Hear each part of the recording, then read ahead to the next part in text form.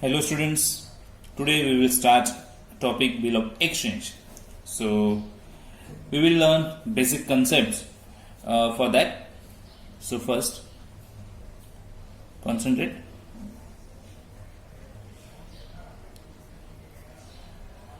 What is business?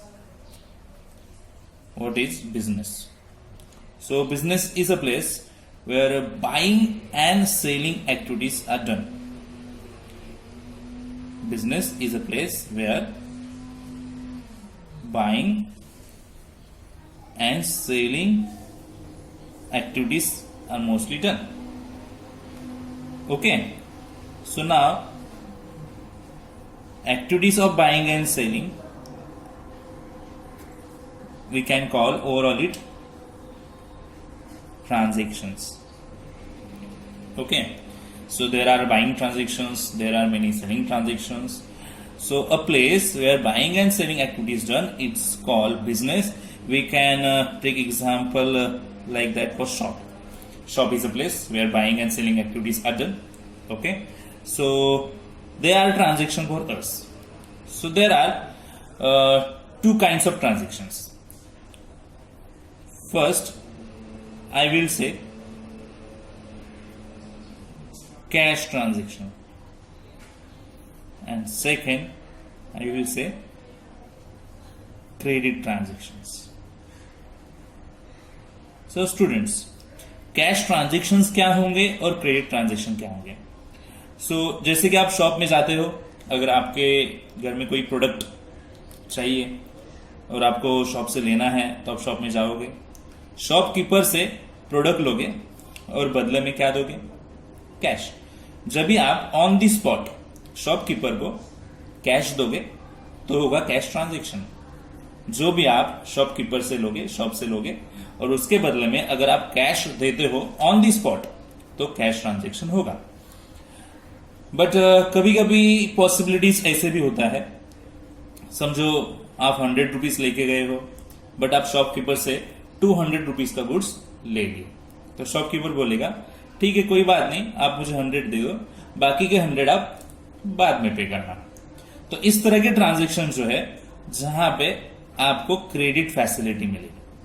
सो एक credit facility क्या है? तो शॉपकीपर आपको अलाउ करेगा कि गुड्स तो आप लेके जाओ बट पैसा सर्टन टाइम ऑफ पीरियड के बाद आप दे सकते हो. सो सर्टन ड्यूरेशन के बाद आप दे सकते हो. तो शॉपकीपर बोलता है ठीक है आज नहीं है, ठीक है थोड़ी टाइम के बाद, थोड़ी 2 दिन के बाद, 3 दिन के बाद आप ये पैसा दे दो, चलेगा. So that transaction will be called credit transaction, where shopkeeper gives us a credit of some period. That's called credit transaction. So there are two types of transaction. What I discussed: cash transaction and credit transaction. Okay. So cash transaction when we done, our activity with shopkeeper is over. जैसे कि goods लिया और cash दिया, nothing with that goods, nothing with the shopkeeper we have to do. जो कुछ भी है सामने लिया और सामने दिया है. But in credit transaction we have to record the activities, क्योंकि जैसे शॉपकीपर है, शॉपकीपर जैसे आपको क्रेडिट ट्रांजेक्शन देगा वो अपने बुक में रिकॉर्ड करेगा कि आपको 100 रुपीज का क्रेडिट दिया है. तो क्यों लिखेगा?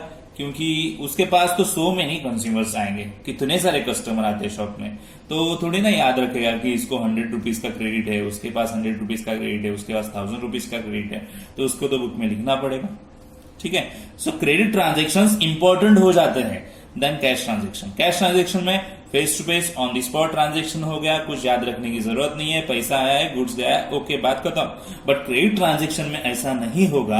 क्रेडिट ट्रांजेक्शन में शॉपकीपर को अपने एक बुक में लिखना पड़ेगा कि ये पर्सन को 100 रुपीज का क्रेडिट दिया है, दूसरे पर्सन को 1000 रुपीज का क्रेडिट दिया है, और सो मेनी कस्टमर रहेंगे जिनको वो खास कस्टमर रहेंगे जिनको उसने क्रेडिट दिया है, तो क्रेडिट ट्रांजेक्शन लिखने पड़ेंगे, क्योंकि ये credit transaction in future period में पे होने वाले हैं. So it's necessary, it's about the money. So ये जरूरत है, नीड है शॉपकीपर की कि ये ट्रांजेक्शन लिख. So students, we discuss about cash transactions and credit transaction. Okay, now what about credit transaction? Credit transaction एक तरह का रिस्क होता है. रिस्क क्यों? क्योंकि ये फ्यूचर डेट्स में पेमेंट इसका फुलफिल होने वाला है। सो एक क्रेडिट देना यानी हम उसे उधारी देना बोलते हैं। ओके, सो इसका मतलब गुड्स तो हमने डिस्कस किया, गुड्स लिया जाएगा बट बाद में पैसा दिया जाएगा इन फ्यूचर डेट्स में। सो एक तरह का क्रेडिट देना एक रिस्क है, क्योंकि फ्यूचर में पता नहीं हमें क्या होगा। समझो आपने मिस्टर ए को क्रेडिट दिया है और मिस्टर ए बाद में 2 दिन के बाद 4 दिन के बाद बोला मैं पैसा नहीं दूंगा, जो करना है वो करो, मैं नहीं दूंगा पैसा। तो पैसा किसका है? क्रेडिट किसने दिया? रिस्क किसका है? लॉस किसका होगा? यस, हमारा ही होगा। जिसका शॉप है उसका ही लॉस होगा। तो ये लॉस, ये रिस्क से बचने के लिए हमें कुछ करना पड़ेगा, क्योंकि बिजनेस है। कैश का जो मनी का प्रॉब्लम है यहाँ पे, ये हमें सॉल्व करना है, क्योंकि मनी की जरूरत सबको होगी, कैश की जरूरत है, तो इसीलिए तो बिजनेस चला रहे हैं। सो क्रेडिट ट्रांजैक्शन दिया है क्योंकि हमें प्रॉफिट चाहिए, पैसा चाहिए। सो ये रिस्क है। तो अगर मिस्टर ए आगे जाके अपने जो भी क्रेडिट देने का उसने वादा किया है, अगर वो उसने तोड़ दिया तो ये रिस्क हमारे लिए होगा। अगर ये रिस्क थोड़ा कम हो तो इसके लिए हमें कुछ करना पड़ेगा। तो क्या करेंगे? अगर मिस्टर ए शायद आगे जाके ऐसे बोले कि मैं नहीं दूंगा पैसा, मैंने लिया ही नहीं, ऐसे बोलने लगा, तो इसके लिए हमें कुछ करना पड़ेगा। तो क्या करेगा? तो मिस्टर ए से हम एक रिटर्न एग्रीमेंट लिख के लेंगे।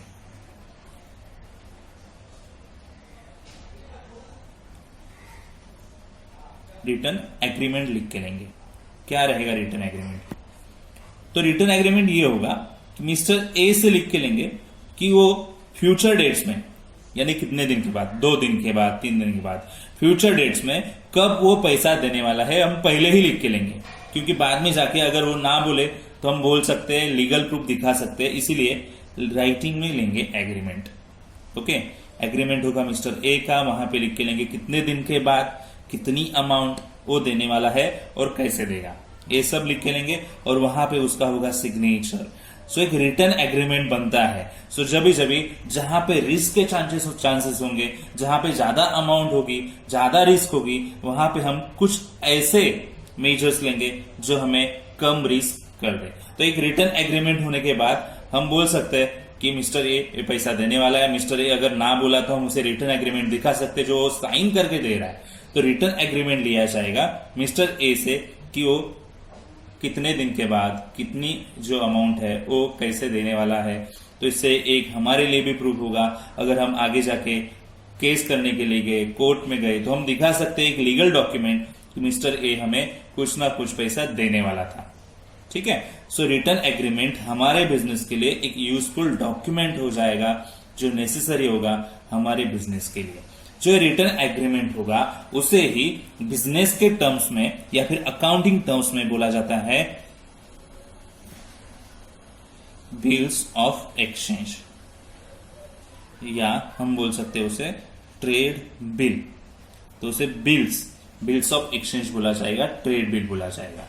तो यही हम ये टॉपिक में सीखने वाले हैं, कैसे होगा bills of exchange, trade bill कैसे बनाया जाएगा।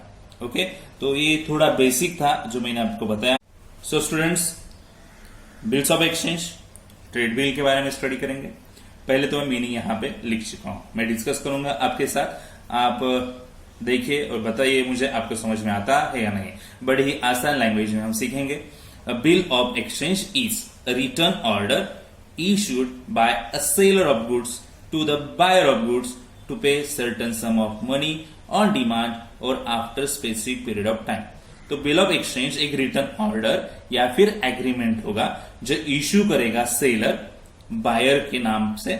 सो जिसे गुड्स दिया है, तो क्या होगा उसमें, टू पे a certain some of money on demand. जैसे ही सेलर डिमांड करेगा तभी बायर को पैसा देना पड़ेगा, या फिर बायर को जितना पीरियड दिया है वो पीरियड के बाद वो बायर पैसा देगा। ऐसे एक ऑर्डर रहेगा रिटर्न एग्रीमेंट, और रिटर्न एग्रीमेंट यानी ही होगा बिल्स ऑफ एक्सचेंज।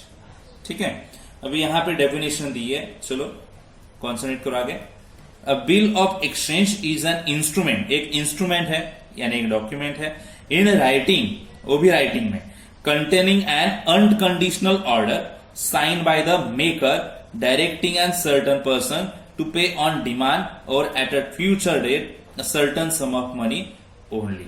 तो बिल ऑफ एक्सचेंज एक इंस्ट्रूमेंट होगा, डॉक्यूमेंट होगा जो राइटिंग में होगा, जिसमें कंटेंट होगा अनकंडीशनल ऑर्डर, जो भी साइन किया रहेगा, मेकर ने किया रहेगा, डायरेक्ट किया रहेगा वो पर्सन को, जो पर्सन पैसा देने वाला है, या तो डिमांड करने पे करे या फिर वो फ्यूचर डेट में पे करे, कैसे भी हो, बट उसे वो पैसा देना है, ऐसे वो रिटर्न एग्रीमेंट में लिख के लिया रहेगा मेकर ने। तो ये होगा बिल ऑफ एक्सचेंज। ठीक है, तो इंपॉर्टेंट फीचर क्या है देखो बिल ऑफ एक्सचेंज के, अभी आपको समझ में आ जाएगा। जो भी मीनिंग डिफाइन में बताया है वो इंपॉर्टेंट पॉइंट्स, इंपॉर्टेंट फीचर यहां पे मैंने लिखे हैं। It is document in writing, yes return document होगा बिल ऑफ एक्सचेंज यानी जो लिख के लिया जाएगा राइटिंग में। Second, it is drawn on a person, जो पर्सन पे ड्रॉन किया जाएगा वो पर्सन होगा बायर, वो होगा ड्रॉवी।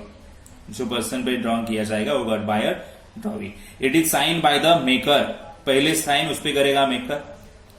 ड्रॉवर जो सेलर रहेगा, सेलर को पैसे की जरूरत है, सेलर ने सेल किया है तो सेलर को ही पैसा मिलने वाला है, इसीलिए सेलर मेकर होगा बिल, सेलर ही लिखेगा बिल में जो भी लिखना है, बट साइन बायर करेगा, बायर के नाम से होगा ना वो। It is accepted by drawee, ये एक्सेप्ट कौन करेगा, ड्रॉवी करेगा। सेलर लिखेगा कि इतना इतना पैसा ये बायर मुझे देने वाला है और बायर के पास उसे बिल भेज देगा, तो बायर देखेगा यानी ड्रॉवी देखेगा और एक्सेप्ट करेगा। हाँ बाबा ठीक है, इसने जो लिखा है वो बराबर लिखा है और मैं एक्सेप्ट करता हूं कि मैं पैसा 2 दिन के बाद, 4 दिन के बाद, 1 महीने के बाद दे दूंगा। So it is accepted by drawee. Bills of exchange specify certain sum of money, वहां पे सर्टन सम ऑफ मनी लिखा रहेगा, कितनी अमाउंट है, ये भी इंपॉर्टेंट फीचर है। एंड डेटेड एंड स्टैम्प, वहां पे डेट भी रहेगी और स्टैम्प भी रहेगा। सो इतने सारे इंपॉर्टेंट फीचर्स सामने आ रहे हैं हमारे बिल्स ऑफ एक्सचेंज से। तो बिल राइटिंग में होगा, वो किसी पर्सन से नाम से होगा, वो कौन बनाएगा, तो ड्रॉवर बनाएगा, वो एक्सेप्ट करेगा ड्रॉवी। सो वहां पे सर्टन अमाउंट होगी, डेट भी होगी और स्टैम्प भी किया जाएगा। ठीक है, ओके फाइन। अभी हम सीखेंगे कि कितनी पार्टीज होती हैं यहाँ पे, सो कितने पर्सन्स इन्वॉल्व होंगे, तो ये हम सीखेंगे। तो हमने देखा कि बिल ऑफ एक्सचेंज क्यों होता है, क्योंकि ट्रांजैक्शंस की वजह से। ट्रांजैक्शंस कौन से होते हैं, cash transaction, credit transaction. Credit transaction होने के लिए मिनिमम 2 पार्टीज तो जरूरी है ही, जैसे बायर और सेलर। अगर बायर है तो सेलर है, सेलर है तो बायर है, तो दोनों के बीच में अगर ट्रांजैक्शन हो रहा है तभी पॉसिबल है कि बिल ऑफ एक्सचेंज बने। तो बिल ऑफ एक्सचेंज कोई सिंगल पर्सन में बनने वाली तो बात नहीं है। तो यहाँ पे कितने पर्सन इन्वॉल्व होंगे, या फिर जो पर्सन इन्वॉल्व होंगे उन्हें हम यहाँ पे क्या कहेंगे, सो ये हमें यहाँ पे देखना है। सो देखो यहाँ पे पार्टीज, सो कितनी पार्टीज इन्वॉल्व होगी, सो मिनिमम 3 पार्टीज इन्वॉल्व होगी। ये 2 पार्टीज कब इन्वॉल्व होगी मैं आपको बाद में बताऊंगा। सो पहले जो पार्टी इन्वॉल्व होगी drawer. He is a person who draws a bill, ये वो पर्सन है जो बिल बनाएगा, बिल ड्रॉ करेगा, वो पर्सन होगा ड्रॉवर। जो मेकर ऑफ द बिल होगा वो होगा ड्रॉवर, जो ड्रॉवर ऑफ द बिल होगा, जो ड्रॉ करेगा बिल, वो होगा ड्रॉवर। ओके, सो नॉर्मली जो गुड्स सेल करता है या फिर जो पैसा लेने वाला है किसी से, वो बिल बनाएगा तो वो होगा ड्रॉवर, यानी नॉर्मली सेलर ही ड्रॉवर होगा। ड्रॉविंग ये कौन होगा, he is a person on हुम बिल इज ड्रॉन, जिसपे बिल बनाने जा रहे हैं, जिसपे बिल, जिसके नाम से बिल बनने वाला है, वो होगा drawing. Who accepted a bill, या फिर आप ऐसे बोल सकते हो जो बिल एक्सेप्ट करेगा, हाँ मैं पैसे देने वाला हूं, वो ऐसे जो एक्सेप्ट करने वाला रहेगा और साइन करेगा एक्सेप्टेंस की, वो होगा एक्सेप्टर, और acceptor of the bill means drawing. तो देखो दोनों टर्म समझ लो, maker of the bill, seller of the goods drawer रहेगा, बायर ऑफ द गुड्स या फिर acceptor of the bill drawee रहेगा। ओके, नाउ पेई, पेई क्या रहेगा देखो, he is a person whom amount is payable, जो पर्सन अमाउंट रिसीव करने वाला है, जिसको अमाउंट पेएबल है, to whom amount is payable, that is called payee. He is a person to whom amount is payable. Receiver of the money या फिर receiver of the money, जो पैसा receive करने वाला है बिल का पैसा, बिल ऑफ एक्सचेंज का जो भी अमाउंट है, जो रिसीव करने वाला पर्सन है रिसीवर, उसे हम बोलेंगे पेई। क्या बोलेंगे? पे। सो 3 persons which involve here, normally दो पेई जो रिसीव करने वाला होगा। सो ड्रॉवर एंड ड्रॉवी आपको रिमेंबर करना है क्योंकि वो इंपॉर्टेंट है। पेई कौन होगा? जो receiver of the money, normally receive करने वाला ड्रॉवर ही होगा ना, ड्रॉवर लिख के दे रहा है मुझे पैसा देगा ये ड्रॉवी, तो फिर ड्रॉवर ही रिसीवर हो सकता है, तो पेई बन सकता है। कुछ ऐसे सर्टन सिचुएशन बनते हैं वहां पे पेई चेंज हो सकता है, तो बाद में हमें पता चलेगा, बट फिलहाल तो important 2 parties drawer and drawee. साथ ही साथ और 2 पार्टीज के नेम्स मैंने यहाँ पे लिखे हैं, जस्ट डिस्कस करेंगे, इंडोर्सर एंड इंडोर्सी। तो इंडोर्सर क्या है? He is a person who transfer a bill to another person. Endorser वो पर्सन होगा जो पर्सन बिल ट्रांसफर करेगा वन पर्सन से दूसरे पर्सन तक, यानी क्रेडिटर को, तो होगा इंडोर्सर। जैसे कि अगर मुझे किसी को पैसा देना है बट मेरे पास पैसा है नहीं है, मेरे पास एक बिल पड़ा हुआ है, तो मैंने बिल उसको दे दिया, आगे किया बिल, सो पैसा देने से अच्छा मैंने बिल दे दिया जो किसी और के नाम से था। सो क्रेडिटर को, यानी जिससे पैसा लिया है, अगर उसे पैसा देना है तो हम पैसे के अलावा क्या देंगे? बिल प्रोवाइड करेंगे उसे। जो हमारे पास बिल है पहले से, जिससे किसी और से हमें पैसे आने हैं, वो बिल हम यहाँ पे ट्रांसफर करेंगे। सो जब भी एक बिल दूसरे पर्सन की जगह पे ट्रांसफर होगा वो होगा क्रेडिटर, उसे हम बोलेंगे इंडोर्सर क्योंकि वो बिल ट्रांसफर कर रहा है। तो transferor of the bill is endorser. और इंडोर्सी कौन होगा? He is a person to whom bill is transferred. जो पर्सन को बिल ट्रांसफर किया जा रहा है वो होगा इंडोर्सी। यानी हम क्रेडिटर को बिल दे रहे हैं पैसे की जगह, तो जिसको दे रहे हैं वो होगा इंडोर्सी। ओके, सो इंडोर्सर और इंडोर्सी और ये 2 पार्टीज यहाँ पे इन्वॉल्व हो गई। आपको समझ में आया या नहीं आप मुझे बताओ, ठीक है।